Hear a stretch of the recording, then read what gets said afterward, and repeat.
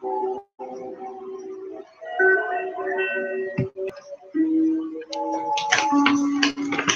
up, though, everybody? I am your host, Keno Green. This is Burning Bush. I'd like to thank all you replay viewers, all you live streamers, subscribers, followers, everybody with your notification turned on. Thank you for rocking with me. This is just a list of my social media accounts if you're ever trying to get in contact with me. And this is valid at Keno Green 420 for PS4 also. So hit me up.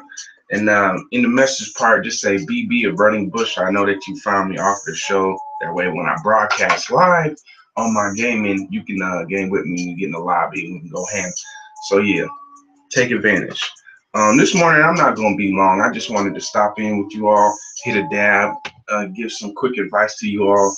There's a YouTube channel called Hash Church with BC Boatman. He puts it on every Sunday with a host of knowledgeable people within the cannabis community, from scientists to growers to people who just spend their whole life studying weed. And they give out such good factual information that disapproves a lot of the propaganda and all of the bullshit that the media puts out. So I would highly recommend checking out BC Bubbleman and Hash Church.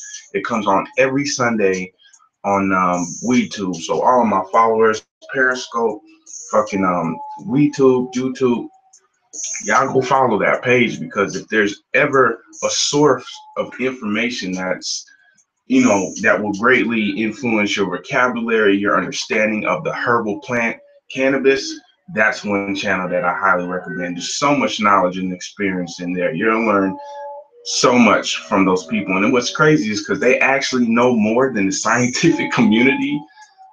And it's just great to see those living legends and people who've been in the industry for 20, 30 years, who have grow tips, any type of information you need. So check that out. And if that is, if you're more of a hands-on learning person, then I would highly suggest the Cannabis Encyclopedia by Jorge Cervantes. And I just like to say that none of these people are paying me to say this. I don't get a check for holding this book up or giving out a shout out to BC Bubbleman or Hatch Church. I just feel like there's enough provable scientific research. Look how big this fucking book is. You know what I'm saying? There's enough information out there that we can change this world. We can utilize this plant, and we can start benefiting our society in a positive way. And like Bob Marley said, herb is the healing of a nation. Alcohol is destruction. If you look at our nation right now, with the things that are legal, it's pretty much putting us in the situation that we are right now, with the opiates, deaths, the health-related diseases, to tobacco and alcohol, the prescription overdoses that's happening. We have a lot of things in our country that needs healing. So I'm proposing, with the great wisdom of those who come before me, the generations of societies that existed before weed and hemp was made illegal, those societies flourished under cannabis. And I want that for us here and around the globe. I want us to utilize, thank you, I want us to utilize the benefits of this herbal plant, and also to spark a revolution for the industrial side, the crop hemp. We can replace biofuels, animal feed, plastic,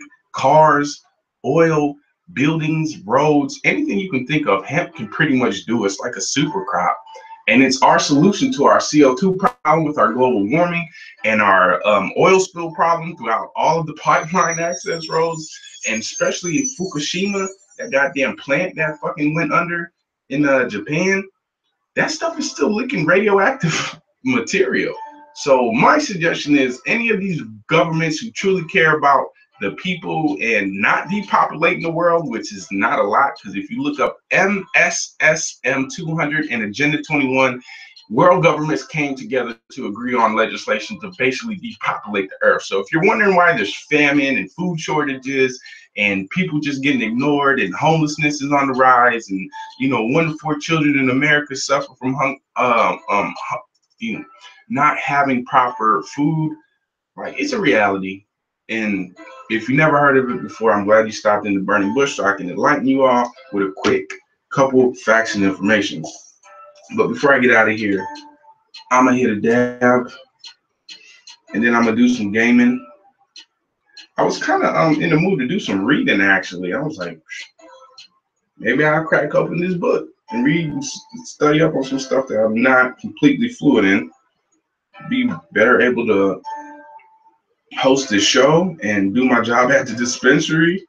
You know, the more knowledge I get, the better I'm able to help patients and also expand the community. Thank you, everybody, for joining me on this afternoon, Burning Bush. But we'll see how I feel after I hit this dab, because this might be a motivator, get me up and moving. I might wash the car, clean the house, do laundry or something. I don't know. But we'll see how this dab kicks in. But when I logged on this morning, there were so many cool people fucking going live right now. I was like, shit, ain't nobody can come in my room. There's like 8 motherfuckers. I know 3 of them was definitely weed heads. But, you know, this show isn't really about the numbers. I don't care if I reach thousands of people or if I reach one person. If I get one person this good fucking knowledge and they take it and run with it,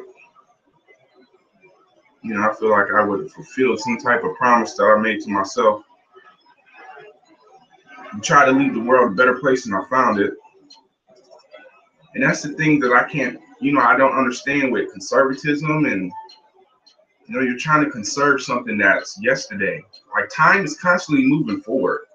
Like, yes, you can adhere to and pay respects to past generations and past things, but time is constantly moving forward. And if you're stuck trying to conserve the past, you're going to get lapsed, which is exactly what's happening right now. It just hasn't had enough time to come to fruition. But as soon as solar technology, hydro dams, wind, as soon as people take the initiative like Elon Musk to do it, the actual people, I'm toasting it. Yeah, we're getting it nice and toasted. People actually just, you know, put the money where their mouth is. Slowly and surely, these old heads will die out. Them old greedy bastards will die out. They can't live forever. Hell, Elon Musk, right? So cheers to you all out there. I thank you for joining me on this Sunday's edition of Burning Bush, Dab and Gaming. I do not plan to be here too much longer, but if the conversation is lovely, then I'll stay, of course. But yeah, there's this song by Logic, 1-800-273-8255. If you've ever had the thought of killing yourself, or you know somebody who's been real quiet and by themselves and ignoring you and not answering the phone or something like that, you know, they might be battling depression or suicidal thoughts. So 1-800-273-8255. It's a song by Logic and Alessia Cara, and it's pretty dope, man. Like the whole song from beginning to end is really attention grabbing and it's a positive message. So I just had to give that shout out real quick. Shout out to Logic and Alessia Cara. Thank you all for dabbing with me this morning.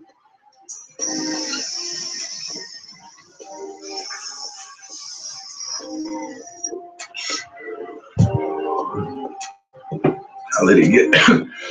I talked too much. It wasn't hot enough. I could tell it wasn't producing the type of smoke that I wanted it to. So we just gonna light this again.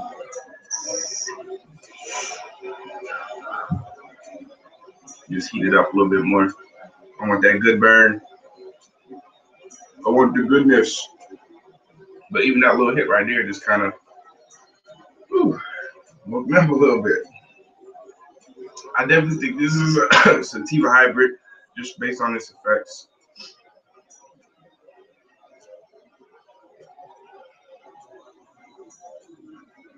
But I hope that I'm about to hit a dab. I'm about to smoke a high concentrated form of cannabis off of this bong dab rib combination. So cheers.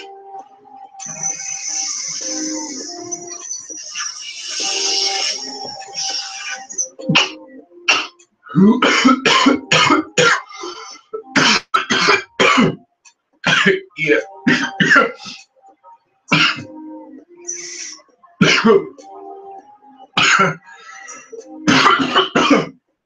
I didn't hit that too clean.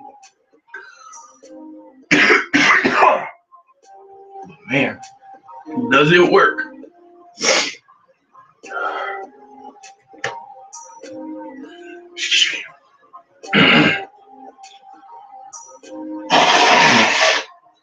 Baby butt. What up? Oh.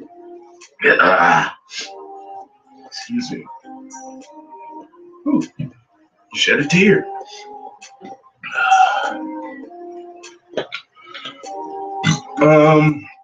Yeah. So when I really started smoking, it was around the age of 16. Yeah, it's 16. And I'm 30 now, so 14 years.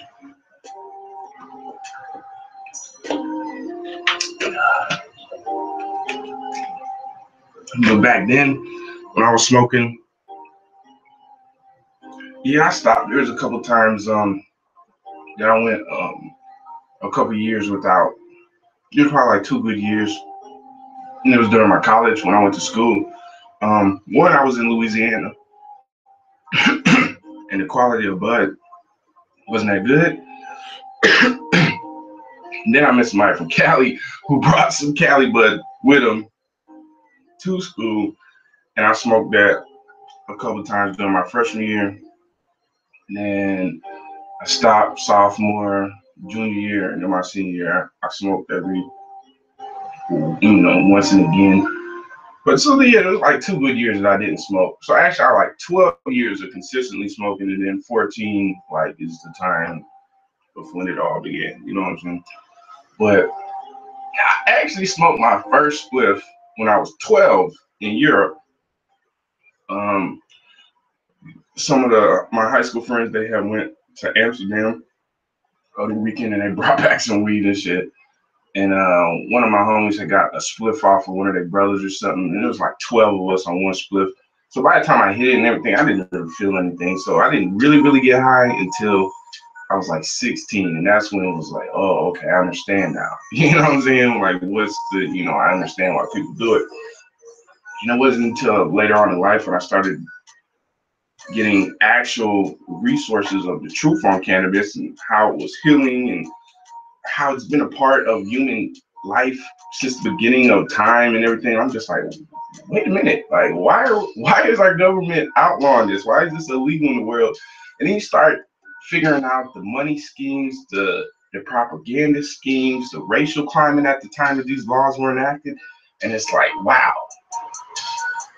we haven't learned from our mistakes. We're perpetuating the worst of our society on our own citizens and calling it freedom. And I don't believe it's like we call it freedom here in the States, but drive with a suspended license or, with a broken windshield or your turn signal bulb is out or something. Drive just like that and see how fucking free you are if you don't get your ass whipped by a cop for something that's not even that serious. Like I keep seeing videos of people getting cops fighting citizens for jaywalking, an offense literally that's punishable by a fine, ending up, getting tackled and fists and knees and stuff like that, and knees on the back of people's throats. And it's like, the punishment don't fit the crime. Like, why are you resorting to violence over jaywalking? And it's not like the dude almost got hit by a car or something. So it's like this. You're trying to tell this dude that you want to preserve his life by attacking him and beating him up. You know what I'm saying? Like, you're sending mixed signals. You're saying you're writing this dude a fine to protect him, but then you're fighting him. You know what I'm saying? That's being mixed with other chemicals. Well, here's a couple interesting things. When you sneeze, you kill brain cells. So when people say the argument of like, cannabis is, deadly to the brain and everything like that, it actually has neuroprotectant properties in it. THCA, I believe. Yeah, THCA is a chemical found in the cannabinoid in the cannabis plant itself that naturally in its own being protects your brain. Neuroprotectant, that's what that means. It protects your brain. Now, to go back to what you said about the chemicals that are being added to it, I'm not going to discredit that statement as saying that ingesting pesticides or fertilizers is not good for the human body. As you can tell by Monsanto, who I believe is the creator of Agent Orange and all these different pesticides and that was used in bombings of people, that is now somehow a miraculous cancer fighting treatment. I don't even know. But yeah, that shit is not good for you. So definitely you want to check the sources of your herb and try to keep it organically grown. Cannabis aids and promotes healing in brain injury patients. That is a fact, Benny Loco. It is time for the people to wise up. We have, well, I think it's more so the connection. Cannabis has become illegal in more parts of the country. More and more people are waking up. So I do believe that the revolution is like, and it's been going for some time. This society is on the verge of collapse, if not a complete overthrow, because these people have completely lost their minds at the White House. I don't understand like how they get in these positions of power and they vow to take care of the populace and then they end up voting and drafting laws that directly harm the populace. And it's like these people keep getting reelected with 11% approval rating. Somebody's fixing the fucking election system. If you tell me, if the people who only got 11% of support from the country got 91% votes to be reelected, doesn't that seem like they just switched the opposite button on the election thing? Because if you got 11% approval and 91% of the votes, that's the complete opposite of the scenario. You have 91% of people who don't like you and 11% that do. You know what I'm saying? So the vote tally should be flipped. There should be 90% of people voted for other people other than the people who are currently in office. So that's when I knew that, gerrymandering is very real. You can have a city, right? And eight is like the vote would be like split 8-6.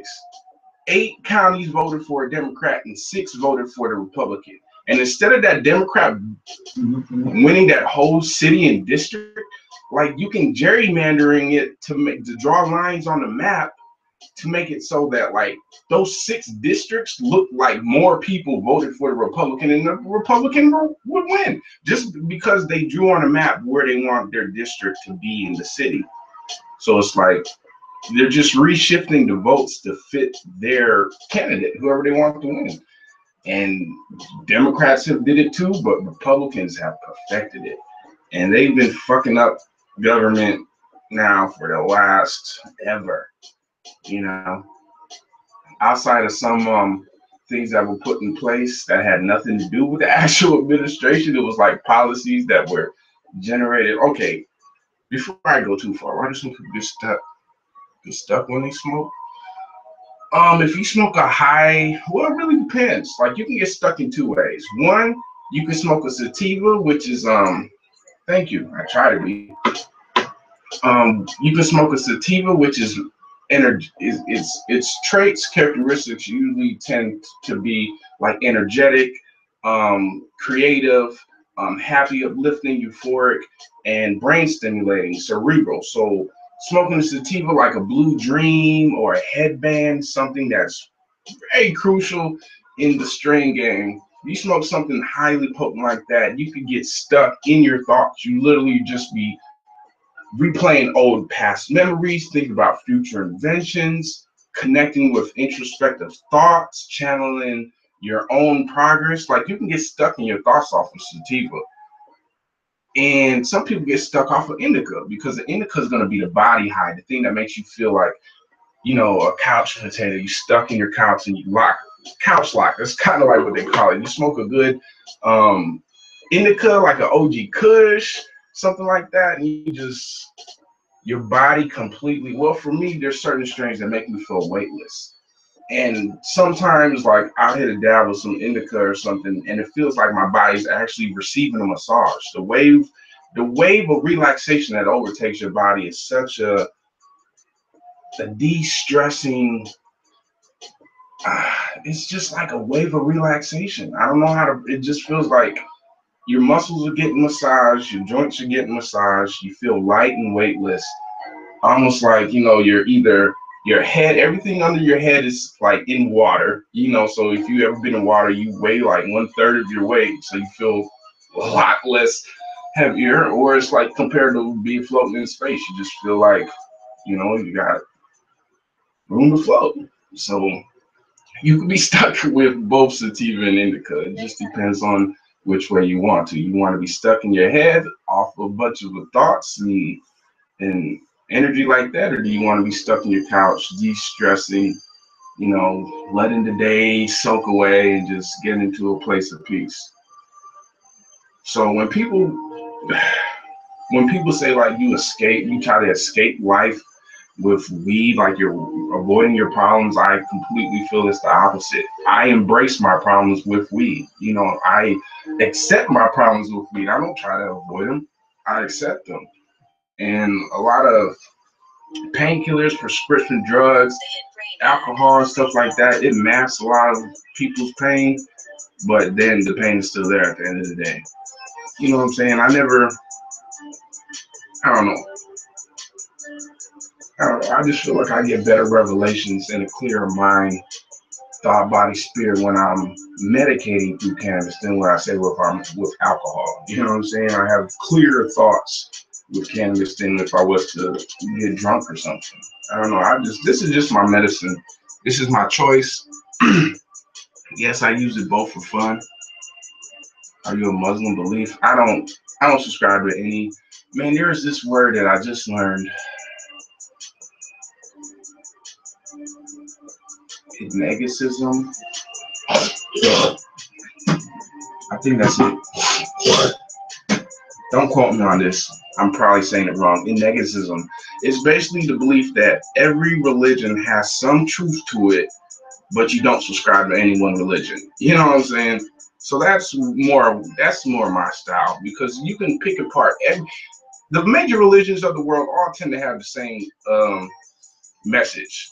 Love is the most important thing, and treat others the way you want to be treated. Like, you can find that in pretty much every religion. Try not to be an asshole, and try to think about others how you would want to be, thought of in yourself. So how you treat people is a reflection of how you want others to treat you. So if you treat people good, 9 times out of 10 you're gonna get treated with that same respect or kindness back. And some people are gonna be assholes out in the world, and you're just gonna have to deal with that. So yeah.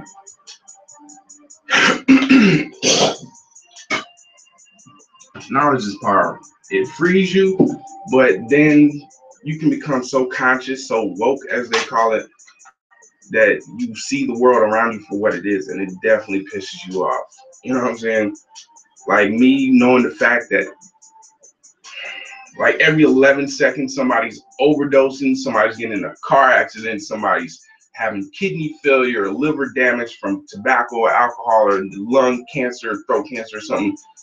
I have to live with the fact knowing that the very same thing that these people could turn to get the same type of relief and benefits that they're getting from these other things, they could have it as cannabis instead. And the thing that's illegal is the thing that heals people, no recorded deaths. But the thing that is legal, recorded deaths every single day. So I have to live in that reality that I know millions of people are choosing to die just because there's a couple people deciding that, it's their obligation and they have the freedom to die, but we're not going to give them the freedom to choose the cannabis over whatever else they're choosing. So that's where my problem is. If you really want freedom, if you really want choice, then shouldn't people have the freedom to choose cannabis if they want it? It shouldn't be regulated to, oh, well, I don't like cannabis, so you shouldn't like it either. It's like, what the fuck? You're your own person. I don't have to live your life. You do. If you don't like cannabis, you don't like cannabis smoke. That's your existence. Perfectly fine. You're entitled to it. But that shouldn't be regulated to my existence. You know what I'm saying? And like the part that trips me out, the way that we apply cannabis, the negative propaganda and the reasoning behind keeping cannabis legal, we don't apply that to anything else that's legal in our society. Oh, kids can get a hold of it. Kids can get a hold of tobacco and alcohol too, and prescription pills. Like, it's on the parents to lock it up. Like, so if that's the reason why cannabis should be illegal and edibles shouldn't exist because it looks too much like candy, well, alcohol and beer looks too much like soda and juice. Same fucking point. They got FDA just approved a new fucking not Xanax. It's something that's like comparable to, is it Adderall? I think Adderall gummies, right? And Adderall is basically like meth, just with a couple chemical components changed on it. So they go in and they take off the super crucial, destructive, killing nature that what meth is, and they just leave it like the substance that makes you feel however you feel when you get on meth. And they made gummy candies, and they said it's okay for 11-year-olds. So 11-year-olds can take Adderall, gummy flavored Adderall. Government's perfectly fine with that. But cannabis gummies, can't have that. And that's the hypocrisy that I can't stomach that. It just kills me to know that these people are so fucking hypocritical. Like, how can a government enforce cannabis as being federally illegal, but then accept federal taxes from it? Or like, how can banks not accept cannabis, but then the government accepts the taxes that are generated off of cannabis? So they'll take the tax money, but they won't let the banks collect the tax, the money. Like, that fucking doesn't make sense. It's hypocritical. How can a government that owns the patent on the medicinal values of cannabis then say it's a Schedule 1 drug that has no medicinal values? Like, the argument cancels itself out. And now millions of people have to be worried about going to jail over a plant because the government has its head up its ass and is playing fucking games. They playing with people's lives while they sit back and, debate over which form of money they're going to make more money off of. This is all government's doing. They're like, we're making billions off of incarceration. We're making billions through a civil forfeiture. Why would we want to legalize the plant? That would cut down our arrests. That would cut down our prison populations, and we get kickbacks from them. So this is how they're currently looking at it. But what they don't realize is that with legalized cannabis, they're still going to end up making money. You're still going to have a stockpile of tax and revenue flowing through your city's charter. So if your state is in the red and you give legalization a chance and you become in the black, that gives your state purse wiggle room to invest in programs, after school programs, road programs, school programs. All of those things can be funded when you have surplus amounts of cash.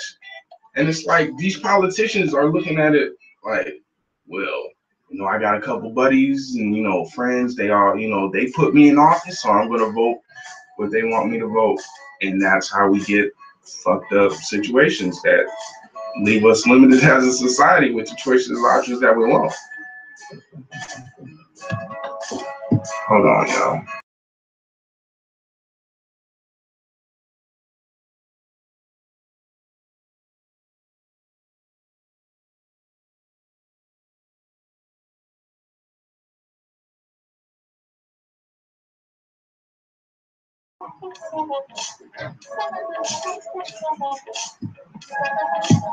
Man, I went so much longer than what I was expected to go. Well, I'm at 28 minutes. I thought it would be about a 20-minute show. But I don't know how that stuff. Well, yeah, the interaction. That's usually how most of these shows go. I get interaction from Periscope or YouTube, and people ask me questions, and it gets me going. But y'all, like to thank you all for joining me. I'm about to hit this dab.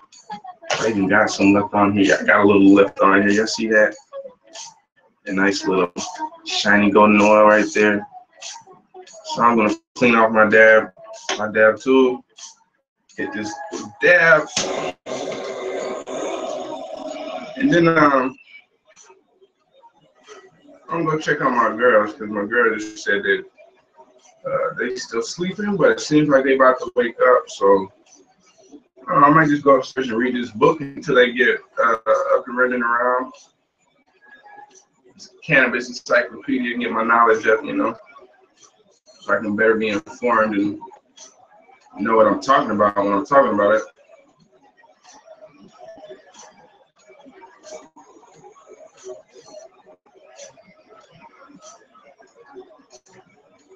But one thing I like to say before I get out of here, the people who compare KKK to Black Lives Matter, don't ever do that. That just doesn't even sound like it makes sense. You got one group fighting for white pride, white supremacy, who actually have killed and murdered men, women, and children, blew up houses, schools, and churches. Like, that's their track record. You have a group like that, and then you say Black Lives Matter is the same thing because they stop traffic and interrupt dining experiences. So it's like, you know, they're comparable. Killing people and stopping traffic, that's two totally different things. And then why are they stopping traffic? Make police accountable for all people that they get in situations with. So, like, to even compare that is crazy. And then if you actually look about what, like, the Black Panthers did, a lot of the social programs that help women and children today were adopted by the government from the Black Panthers programs. A lot of that shit I have is because of the Black Panthers did that shit in their own community when the government wasn't looking out for them. So if you want to call that a terrorist group, I'll take that fucking terrorist group all fucking day. You taking care of women and kids over killing women and kids? Yeah, I'm taking the fucking Black Panthers all day, every day on that one, buddy. I'm sorry. But that's just fucking asinine to even try to compare those two. But cheers.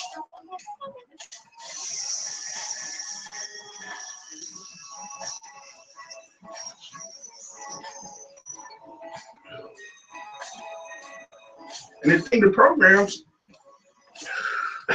everybody benefits off it today, like the civil rights, all that shit with the civil rights. Do you know that a lot of people with disabilities and people who were who fall under that tree, like people in wheelchairs, who are handicapped, who have to like need help and supervision, all of those prefaces that went into this bill, civil rights bill, was added.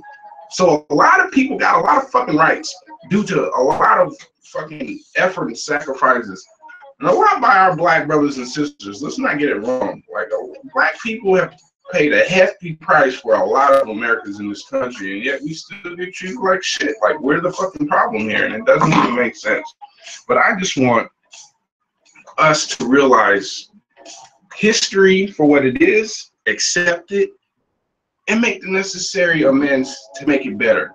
Like, we have to accept that we have been a racist country for a very long time.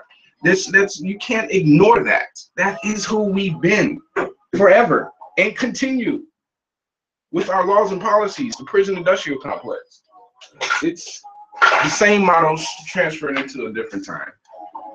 But hopefully, with you subscribers, you followers, those of you who take the time to stop in and watch these videos, hopefully you're sharing these on your social media so that we can get the truth out there. And the more people with the truth, the more powerful we'll be and have the correct course of action going forward. So with that being said, I'd like to thank you all for joining me on this edition of Burning Bush, Dab and Gaming. I am Keno Green, Michigan medical cannabis patient, dispensary worker, here for you. And your questions, comments, and concerns, feel free to drop them on YouTube, my YouTube page, Burning Bush with Keno Green. Leave a comment down below and I'll sure to get back to you. And until next time, peace, prosperity, and blessings to you and yours, and always stay smoking. Peace out, y'all. Bis dann.